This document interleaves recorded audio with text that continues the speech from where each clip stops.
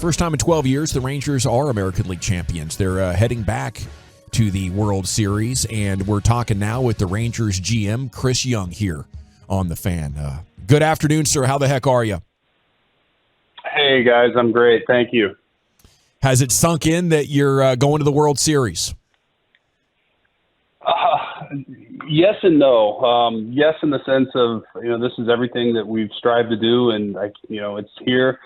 No, that I'm still pinching myself just about the way it's gone and what a game that was last night and how the boys responded and to go into Houston and win 2 games. It's surreal to me, but I don't think we would script it any better than the way it played out.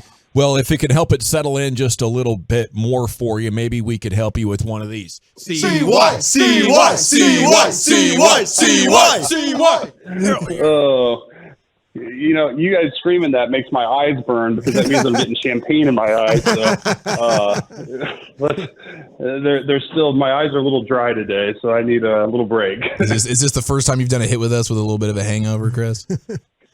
There's no hangover. It's just really the sleep. We got in late last night, and I got up early with the kids. I couldn't sleep at all. I was so excited and just trying to return texts. I have more texts than I've ever received in my life. I'm trying to stay on top of it. I don't get them done today. I'm not going to get them done before the World Series, which means I won't get them done. So I'm trying to stay on top of that and take care of some preparation, planning for the World Series, and enjoy a little bit of family time too. Now, how is that? Because we'd heard that maybe last night was an anniversary for you that you were missing for the big Game 7. Is that true? Can you confirm that? Yes, that is true. Last night was our 19th wedding anniversary. Congrats.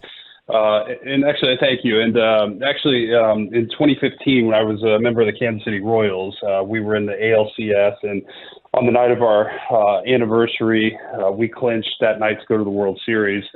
So I had a pretty good feeling yesterday that it was a good date, a good night to clinch, and had a good feeling about the game, the way the game would go. And my wife, she said, "Look, we're not going to come to the game. If you win, that means there's going to be another series, and we'll celebrate then.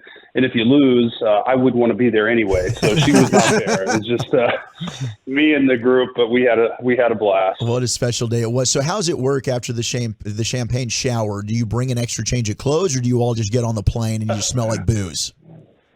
No, we all the guys had changes of clothes. In the front office, you normally don't come to the field with a change of clothes. The players are all in their uniforms, so they shower and you get back in their dress clothes.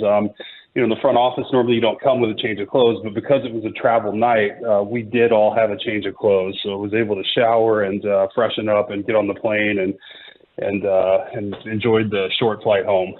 See why in scouting, they always told me I could never measure a player's heart.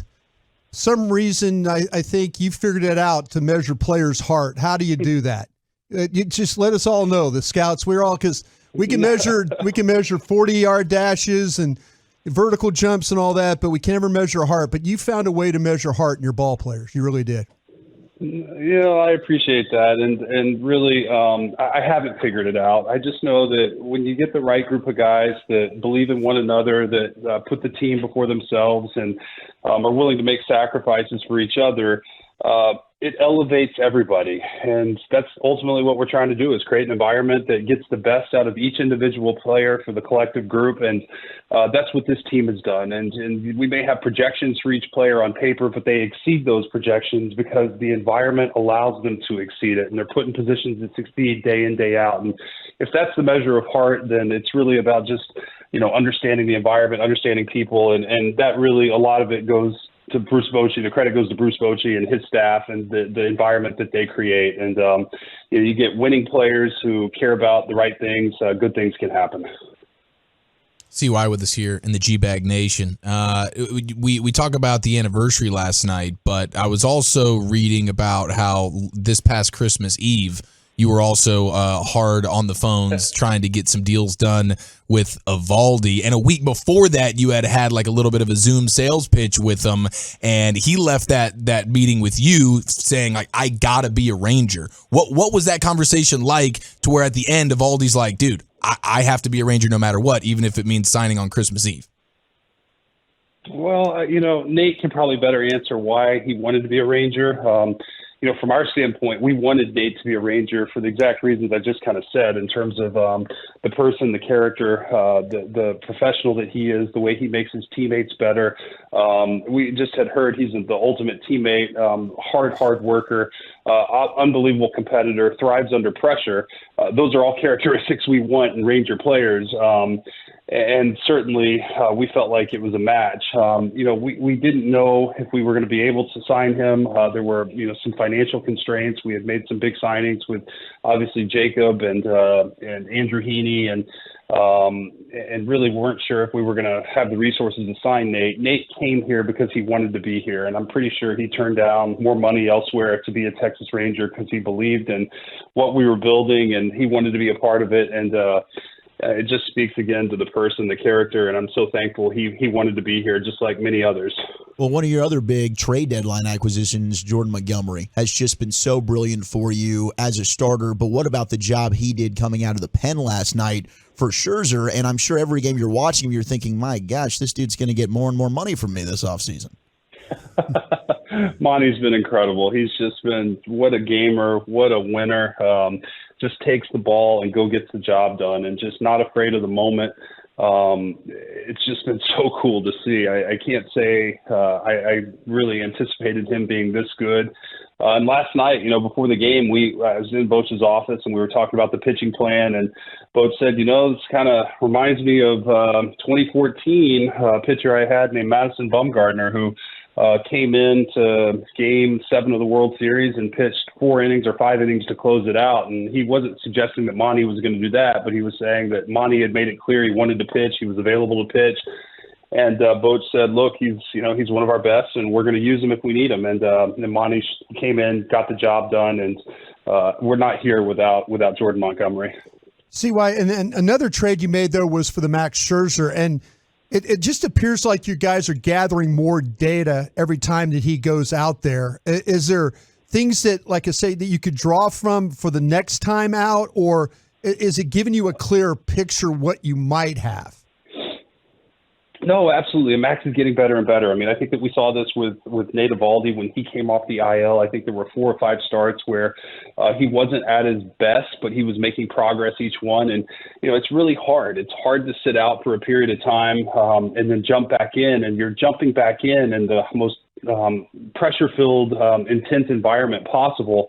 And so for Max, there was no place for him to go do rehab starts. The minor league seasons are over, and we tried to do simulated games the best we could, but nothing prepares you for these types of environments facing the best teams still remaining in Major League Baseball. So Max last night, I thought there was a lot of positive things. I thought his stuff was significantly better. His command was better.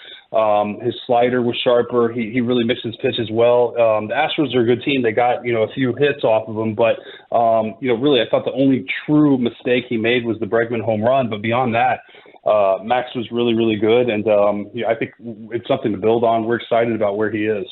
It's American League champion general manager Chris Young here with you on 105.3 The Fan. World Series starts Friday night. How was your time in Houston, considering, what you said going into this series? Were there any tough incidents or anything?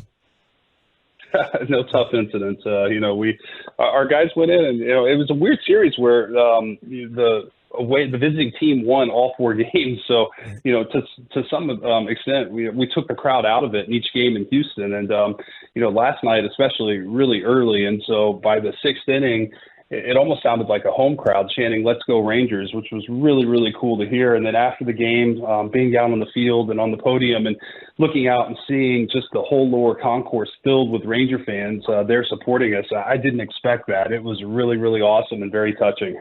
Well, how special was it watching your ALCS MVP Adolis Garcia, who certainly got the boos there in Houston, and after what happened in Game 5 and the electrifying series he's put out there? For somebody who's been a baseball lifer like yourself, I mean, he had 15 RBIs, 5 home runs. How special and unique is it what Adolis is doing right now? I'm not sure there are too many better sports stories right now than what Adolis did in that series. And, really to be thrown at the way he was, and then to respond and to come back and put the team on his shoulders and carry us to the World Series. It's just remarkable. And I've never seen anything like it. It's the loudest boos I've ever heard a player. receive. And, it looked like it phased him for a few at-bats, and all of a sudden he just tuned it out. And then from there on, he was in control, and it was really, really amazing. And, again, just what a remarkable accomplishment. The worst thing the Astros did was wake up Adolis Garcia. Well, wasn't that the quote they said about them at the time? So, I like how you flip that around. Yeah, and in Houston, they're actually calling him El Daddy now. That wasn't a question. I just want to let you know that. Do you have a preference on who you... Oh, sorry. Go ahead. Oh, okay, yeah, it's Chris Young here, Rangers GM with us. Game 7 NLCS tonight. Do you have a preference? No, they're two great teams, both great organizations. I have a ton of respect for each front office and their respective managers and coaching staffs, and we're going to have our hands full with either team. I really can't tell you which way it's going to go, but I'm going to enjoy watching it. Well, Chris, we'll come back around and we can piss off either city here later on if you want. We can just go after it, and we'll talk about respect to the teams, but the fan bases, we'll just go after them. Just hang in there, right? All right, perfect. See why with team construction, you guys have made history, even making it to the playoffs with the amount of saves that were blown. And I'm not trying to go back over that storyline. I'm just wondering if you think you have a different philosophy on how important it is to stack up a bunch of relievers you can trust in the late innings compared to the rest of the big leagues, or is it just how it turned out that we got here, like how we got here? Well, I think that, very frankly, I think every team would stack up leverage late inning relievers if they grew on trees, but they don't. They're hard to find. They're hard to come by. And so, we did have a number of blown saves. There's no denying it. There's no getting around the fact that we didn't pitch great in certain situations. We also had a lot of leads and a lot of saves to blow. So I think it speaks to the quality of the team in some ways. But I think over the course of the season, especially over the last few weeks, we've stabilized. The guys have done a great job. The bullpen's been tremendous. And, I think throughout the playoffs, it's been, really once we've gotten involved to kind of Sporzy, Chapman, and Leclerc, it's been a strong suit. I think also having guys like Andrew Heaney and Dane Dunning available out of the pen, John Gray right now available out of the pen. I think it lengthens our pen and makes it better. But, in the regular season, it's a challenge. It's an area that we'll focus on this offseason in terms of really stabilizing and solidifying some solid options in the bullpen. But I think ultimately the guys have come together and found a way to get it done when it matters most. And I think that's what we're focused on. CY, any update on, and I know you're just getting back going and, trying to get your family and stuff together, but any update on Mitch? He took a nasty one in the ribs last night. Is everything okay going forward on that one? Yeah, I think everything's going to check out. Mitch did get x-rays today. I don't think they found anything there. He's sore, obviously.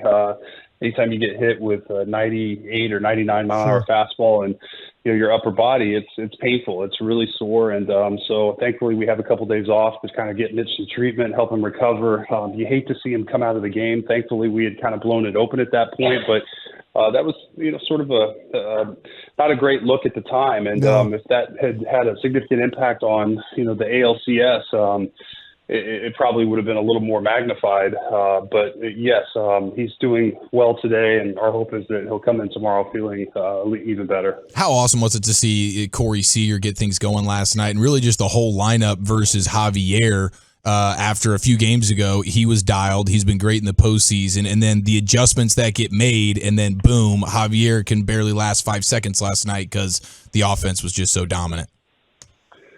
Well, our hitting coaches did a tremendous job of really prepping the players and explaining to them what they needed to do in terms of an adjustment to help them have success against Javier. And really the guys came out and set the tone. Corey, with that home run, was a statement home run.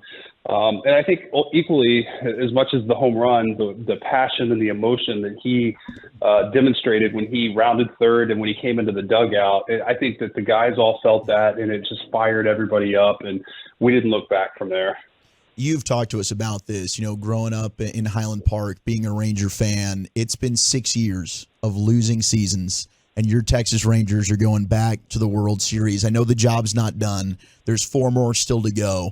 but what would you like to say to all the Ranger fans who have stuck with you and are celebrating this today, and some of them watching this for the first time in their lives with their children? Man, this is special. Yeah. It gives me chills the way you just described it, because this is what it's all about. When I came here and took this job, this was one of the things that I was very passionate about, is that I wanted every kid growing up in this metroplex, in this state, wearing the Rangers tee with pride. I want us to become a model organization and a winning organization where our fans can hold their heads high and with pride and know that they have a winning team to cheer for. And I'm so happy that they have that opportunity right now. Their support has been amazing, but this is for our fans. That's why we do it. I love our fans, our community, and they deserve a championship, and we're intent on making that happen. Well, we want to thank you as well once again, CY. We've done so much of that this year. And we also want to salute Mrs. Young as well for affording you the time to go out there and get it done for us. Well, she's happy to do so. She's loving this, as are my kids, and hopefully every Ranger fan in this area. So let's keep going. Sounds good. Give them hell. Thanks, guys.